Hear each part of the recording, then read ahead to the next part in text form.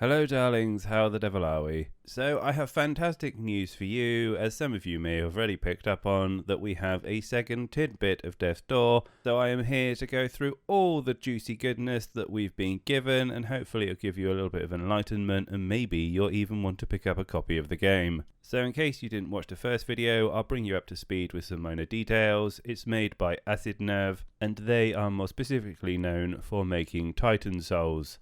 They are being published by Devolver as well. They are also doing Wizard with a Gun, which is coming out later, and they have published more games than I can shake a stick at. And if you're wondering what platforms it's coming to, well, it is coming to the Xbox Series and also the PC. So in this universe, crows are the reapers of death, and it is their responsibility to harvest souls. And you take the position of just one particular crow who has to track down basically this lost soul, which inadvertently leads you to a world that has been untouched by death. So there has been no death in this world so far. As a result, all the creatures in there have gone long past their expiry date and have basically caused them to gain power and greed and other sorts of things, and it leads you onto your adventure. So typically in an action RPG, you find yourself dodging lots of bullets and killing lots of enemies, and if you've ever played Enter the Gungeon, then you'll be familiar with the whole feel of it. Now, Acid Nerve did come out and say that they're trying to step away a little bit from this direction,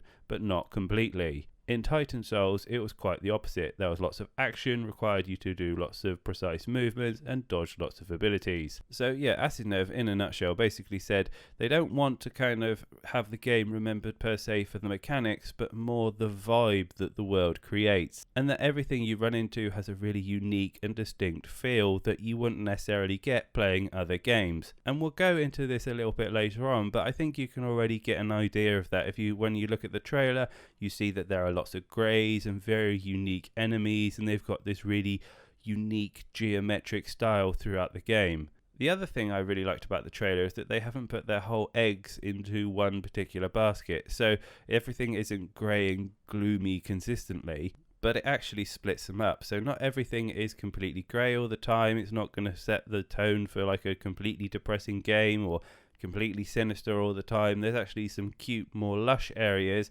which has a bit more of an upbeat, happy feel to it, which I really think relates to kind of the Zelda-esque description some people have already mentioned about the game. Anyway, I'm going to build on from what I previously stated about the game and just the additional things that I have picked up. So as previously mentioned, this has already been identified as a melee-esque game. Sure, there is a bow, but from what I've seen, the main primary weapons are all melee based. Now I can extend on that a little bit further this time round, so I've identified 4 weapons so far. There's the primary default one, which is the red glowing sword you start off with. There are also a pair of dual wielding daggers. Now I didn't actually get to see them being used, but I guess they're kind of some sort of fast attack based weapon. Another cool addition that I spotted was a two-handed mace which has a big downward kind of down attack. And I also identified another bigger broadsword, but this was a grey one that wasn't glowing, but I imagine it just has a bigger reach or something like that. Now originally I was given the impression that there was a talent system that you could adjust to your own playstyle. I have since been very much corrected on this. Originally I thought you picked a talent based around your weapon and then adjust your playstyle according to that. I now believe that it is you pick the right weapon for the right job. And I'm making this assumption based on the talent tree, which isn't all that kind of innovative or exciting. It is just simply putting points into 4 categories. And these are the following. So you've got strength, dexterity, and haste. Strength, as you can probably already guessed it, is the Reaper's ability to wield melee weapons. Raising this will increase the damage done with melee weapons as well as their reach. You have dexterity, which will be the Reaper's ability to attack with speed and precision.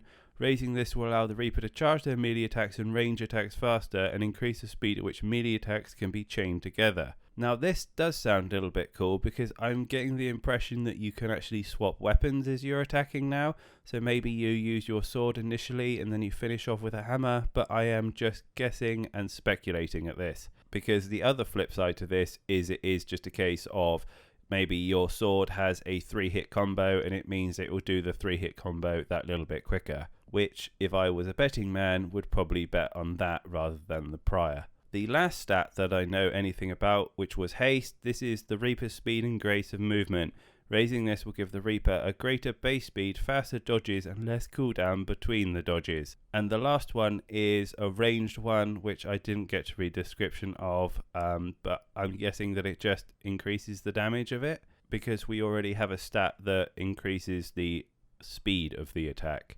Anyway, these can all be bought at the kind of main entrance hall of the game. I personally don't think they are all that exciting, but I'm not really going to complain if the gameplay is as good as it looks.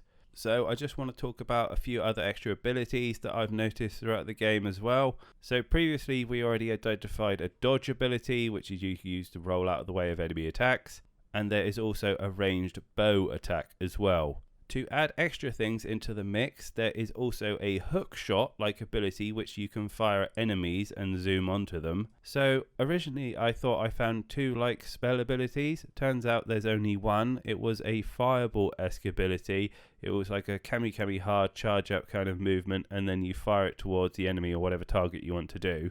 The second one though, which is more interesting, I thought was like a green fireball that you charged, and maybe it was like a poison thing.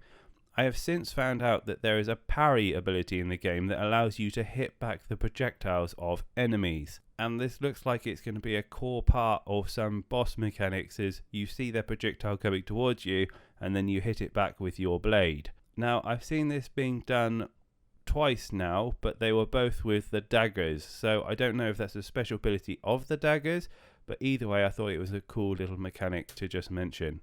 Now, for those who like a bit of puzzle to the game, I think you're also going to find that in there. I've seen so far a couple of jump puzzles. One of them was like moving platforms up and down, and the other one wasn't necessarily a puzzle, but certainly was kind of like dodge the enemy fire that's coming at you, and it was a big rotating laser, and you basically have to run, jump over things. And also there was various bosses as well, where the boss would jump down and then the platforms would begin to shake and disappear, and you'd have to move to a new area. As previously mentioned, this is also a little bit of a Metroidvania-esque style game. It looks like there are plenty of quests to go off and find special items that you need to progress forward. I did notice that there was an umbrella, which I couldn't work out what it was used for, but I thought it was a neat little item and something a little bit unique. Maybe you have to use it to kind of stop stuff raining down on top of you. There also looks like there are lots of cool little characters throughout the games and a whole variety of mini bosses. I saw one character in particular who had a fire and a pot of soup for his head, as well as my personal favourite, which was this big giant frog with a giant chin just bathing away, and an even bigger one which looks like it's going to become a boss later on. As previously mentioned, there is a lot of overlap, I feel, with Zelda's stylism and also their previous Titan Soul, because it looks like the arenas are really small, but the bosses have abilities with big wide arcs which will require you to be in the right position to dodge them. Anyway, this is all the additional details that I've managed to dig up. I hope you guys at least found it a little bit interesting and gave you a bit more insight into the game. If you want to get hold of a copy, it comes out on July 20th, and Devolver are currently taking applications if you want to get hold of a key early. I'm going to give it a go myself and probably do a review of it a little bit later on. But as always, let me know what you think, and yeah, I hope everyone is well. Stay safe, stay away from colds. Believe me, they aren't that fun. And yeah, I'll be back with more news soon.